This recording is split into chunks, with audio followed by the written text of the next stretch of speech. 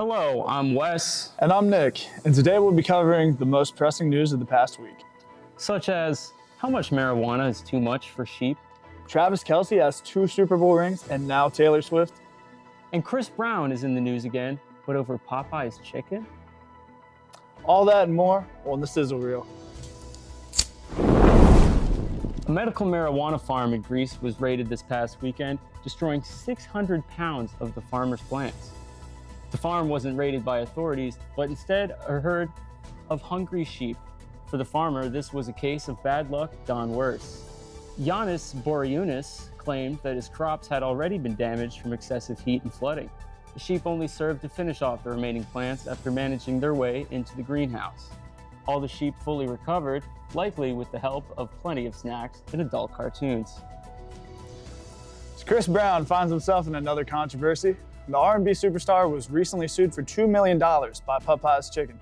Both parties agreed that Brown was going to use the $2 million loan to purchase and endorse his own Popeye's restaurant, but instead spent it with no guidance.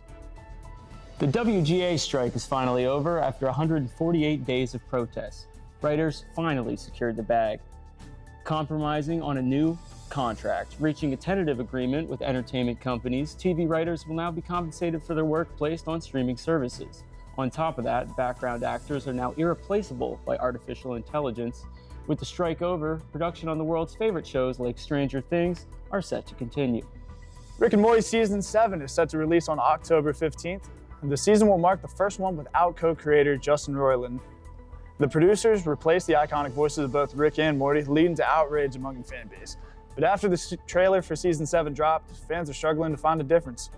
Hope has been restored for the franchise, and fans everywhere are ecstatic for the release. There's a new power couple in town. During Sunday's game between the Chiefs and the Bears, global pop sensation Taylor Swift was spotted in the box seats next to star tight end Travis Kelce's mom. The burst of excitement after Kelce's big score indicated everything we suspected. After Travis was publicly shot down by Swift on multiple attempts, persistence paid off. The two were spotted holding hands on their way out of the stadium. Swifties around the world rejoiced. Kelce's jersey sales are through the roof since the spectacle. Now it's time for Coop's Corner. In a nearly record-setting home opener, the Miami Dolphins turned the Denver Broncos into paste. In a 70-20 win, the Dolphins came just 2 points shy of the regular season scoring record. The last team to score over 70 points was the formerly named Washington Redskins in the year 1966. This was the same year the Dolphins joined the American Football League. This 3-0 Dolphins currently sit atop the NFL power rankings with a league-leading plus 59-point differential. The Dolphins will travel to Buffalo this Sunday for what will be a highly competitive divisional matchup.